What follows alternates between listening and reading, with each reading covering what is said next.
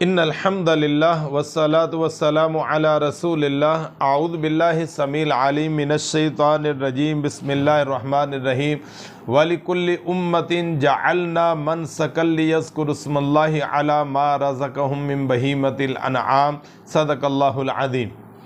حضرات گرامی قدر، سوشل میڈیا پر آج کل بہت بڑی ایک گفتگو اور گرما گرمی چل رہی ہے، دونوں طرف سے دلائل کے انبار اور بحث و مباحثہ چل رہا ہے کہ بھینس کی کٹے کی قربانی کی جا سکتی ہے یا نہیں۔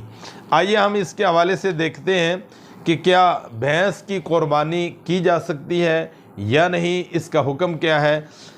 شریعت نے ایسے جانور قربانی کرنے کا اور قربانی کے موقع پر ذبح کرنے کا حکم دیا ہے جن پر بہیمۃ الانعام کا لفظ بولا جا سکتا ہے۔ اللہ تعالیٰ کا فرمان ہے وَلِكُلِّ أُمَّةٍ جَعَلْنَا مَنْسَكًا لِيَذْكُرُوا اسْمَ اللَّهِ عَلَى مَا رَزَقَهُم مِّن بَهِيمَةِ الْأَنْعَامِ۔ ہر ایک کے لیے ہم نے طریقے قربانی کے مقرر کیے ہیں، اور وہ یہ ہیں کہ بہیمۃ الانعام پر وہ اللہ کا نام لے کر اس کو ذبح کریں۔ اور وہ جانور کتنے ہیں؟ مفسرین کا اس بات پر اتفاق ہے کہ بہیمۃ الانعام میں 4 جانور ہیں، اگر نر اور مادہ شامل کریں تو 8 جانور ہیں۔ مثلا اونٹ نر اور مادہ، گائے نر اور مادہ، بھیڑ نر اور مادہ، اور بکری نر اور مادہ۔ اس لیے صرف انہی جانوروں کی قربانی کرنی چاہیے۔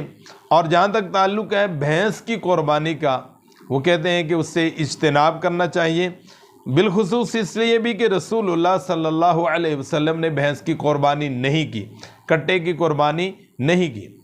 اب اعتراض یہ ہے کہ جو لوگ بھینس کی قربانی کے حق میں ہیں اور اس کے جواز میں ہیں کہ قربانی کرنا جائز ہے، ان کی دلیل یہ ہے کہ لفظ بکر کے اندر بھینس بھی شامل ہے، اور بکر پر قیاس کیا گیا ہے، اور بکر میں اہل لغت کا اس بات پر اجماع ہے کہ بھینس گائے کی ایک قسم ہے۔ ان کی سب سے بڑی دلیل یہ ہے کہ اہل لغت نے بکر کے اندر بھینس کو، جاموس کو شامل کیا ہے اور اس کی ایک قسم قرار دیا ہے۔ مثال کے طور پر علامہ ابن منذر نے، علامہ ابن قدامہ نے، احمد بن حنبل رحمۃ اللہ علیہ نے، حافظ ابن قطان فاسی نے، اور ابن تیمیہ رحمۃ اللہ علیہ نے، اور فتاوی عالمگیری کے اندر، اور علامہ ازہری نے گائے کی بھینس ایک قسم قرار دی ہے کہ یہ بھینس گائے کی ایک قسم ہے، تو لہذا گائے اگر قربانی کی جا سکتی ہے، ویڑا بچھڑا گائے قربانی کی جا سکتی ہے، تو بھینس اور کٹا بھی قربانی کیا جا سکتا ہے۔ اور ان کا موقف یہی ہے کہ گائے اور بھینس ایک ہی نسل سے ہیں، ایک ہی قسم ہے۔ اب جو یہ کہتے ہیں کہ کٹے اور بھینس کی قربانی نہیں کی جا سکتی، ان کا موقف یہ ہے کہ یہ بھینس گائے کی قسم نہیں ہے، اس میں فرق ہے، اور بڑے دلائل کے ساتھ فرق پیش کیا جاتا ہے، اور یہاں تک بھی کیا جاتا ہے کہ گائے کا اور بھینس کا انٹرکورس نہیں ہو سکتا، اس کی عادات میں فرق ہے، اس کی ترجیحات میں فرق ہے، ان کے رہن سہن میں فرق ہے، اور اس کے دودھ کے ذائقے میں فرق ہے۔ بے شمار جو ہے وہ فرق بیان کیے جاتے ہیں، اور اس پر باقاعدہ تحریری طور پر بھی جو لٹریچر موجود ہے، اور سوشل میڈیا پر بھی اس پر جو ہے وہ کافی بات کی جا رہی ہے۔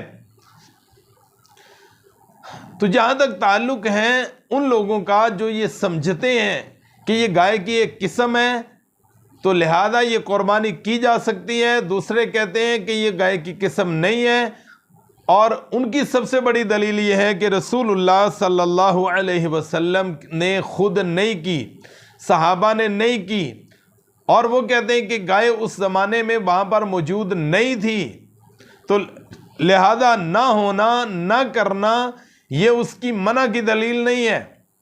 ہم یہ کہتے ہیں، ہمارا یہ ناقص موقف یہ ہے، ہمارا ناقص علم کے مطابق آپ کے سامنے اس کا حل پیش کرنے کی کوشش کر رہا ہوں۔ اور میں امید کرتا ہوں کہ جہاں پر غلط ہوں ضرور اصلاح کیجیے۔ ہمارا موقف یہ ہے، اس میں کوئی شک نہیں ہے، ہم یہ بات ماننے کے لیے تیار ہیں کہ بھینس گائے کی ایک قسم ہے، بالکل ہم نے بات مان لی ہے کہ بھینس گائے کی ایک قسم ہے۔ لغت کے اندر، عرب کے ہاں، عربی ڈکشنری کے اندر، اہل لغت کے ہاں ہم مان لیتے ہیں۔ کیا بھینس کا گائے کی قسم ہونا اس بات کی دلیل ہے کہ وہ قربانی بھی کی جا سکتی ہے؟ کسی چیز کا اس نسل سے تعلق رکھنا، اس عادات سے تعلق رکھنا اس بات کی دلیل ہو سکتی ہے کہ اس کا حکم ایک ہے۔ اور پھر بالخصوص قربانی کے حوالے سے میں بات کر رہا ہوں، جو حکم کی بات کر رہا ہوں وہ قربانی کے حوالے سے ہے کہ رسول اللہ صلی اللہ علیہ وسلم نے قربانی کون سی کی ہے۔ عام حالات میں تو ہم کہتے ہیں کہ جو رسول اللہ صلی اللہ علیہ وسلم کی سنت ہے وہی کریں گے، تو یہاں رسول اللہ صلی اللہ علیہ وسلم کی سنت نہیں ہمیں یاد آتی۔ رسول اللہ صلی اللہ علیہ وسلم کی سنت کیا ہے؟ بہیمۃ الانعام کے اندر کون سے جانور ہیں، آپ نے کن کی قربانی کی ہے؟ تو ہمارا ناقص موقف یہ ہے، اعتراض ہو سکتا ہے، بہت زیادہ اعتراض ہو سکتا ہے، ہم اس اعتراض کو سننے اور سمجھنے اور سیکھنے کے لیے اور اپنی اصلاح کرنے کے لیے تیار ہیں۔ اہل لغت کی بات پر ان کے اجماع کے ساتھ ہمارا بھی موقف یہی ہے کہ بھینس گائے کی ایک قسم ہے، لیکن ہم باقی معاملات اس کے گائے کے اوپر قیاس کرتے ہوئے چلا رہے ہیں اور چلاتے رہیں گے، لیکن جب بات آئے گی قربانی کی، پھر ہمارا موقف یہ ہے کہ قربانی میں ان جانوروں کو پرائرٹی دی جائے، ترجیح ان کو دی جائے جن کو رسول اللہ صلی اللہ علیہ وسلم نے پسند کیا اور کیا ہے، جن کی قربانی رسول اللہ صلی اللہ علیہ وسلم نے دی ہے۔ اور قرآن مجید کے اندر بہیمۃ الانعام کا لفظ کہہ کر ان کو شامل کیا ہے، اور جس بات پر مفسرین کا اتفاق ہے کہ وہ اونٹ ہے، وہ گائے ہے، وہ بھیڑ ہے، وہ بکری ہے، نر اور مادہ، ان کی قربانی کی جائے۔ اگر وہ ختم ہو جائیں، ہمیں نہ مل سکیں، اگر ان کی کمی ہو تو پھر ہمیں بھینس اور کٹے کی طرف آنا چاہیے۔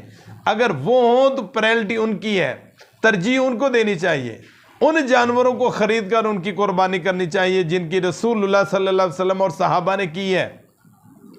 اگر وہ ختم ہو، نہ مل سکیں، ہماری پہنچ میں نہ ہو، تو پھر ہمیں بھینس اور کٹے کی طرف جانا چاہیے، ادروائز ہمیں اس سے گریز کرنا چاہیے۔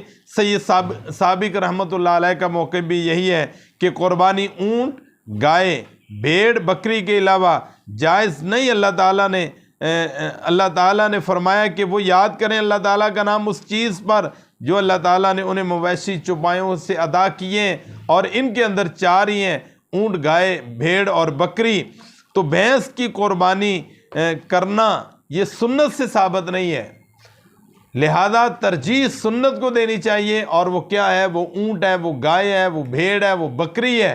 اگر یہ چیزیں نہ ملیں، ہمیں دستیاب نہ ہوں، پھر گائے پر بھینس کو قیاس کرنے والا عمل تب ہمارے لیے گنجائش بنے گا، پھر ہم اس پر قیاس کرتے ہوئے بھینس اور کٹے کی قربانی کر سکتے ہیں، ورنہ ہمیں ترجیحات میں اس کو، اونٹ کو، گائے کو، بھیڑ کو اور بکری کو، جو قرآن مجید کے اندر موجود ہے اور رسول اللہ صلی اللہ علیہ وسلم کے خود عمل سے بھی ثابت ہے اور صحابہ کے عمل سے ثابت ہے، اس کو ترجیح دینی چاہیے۔ اللہ تعالیٰ مجھے اور آپ کو حق بات سمجھنے اور حق بات معلوم ہونے کے بعد اس پر عمل کرنے کی توفیق عطا فرمائے۔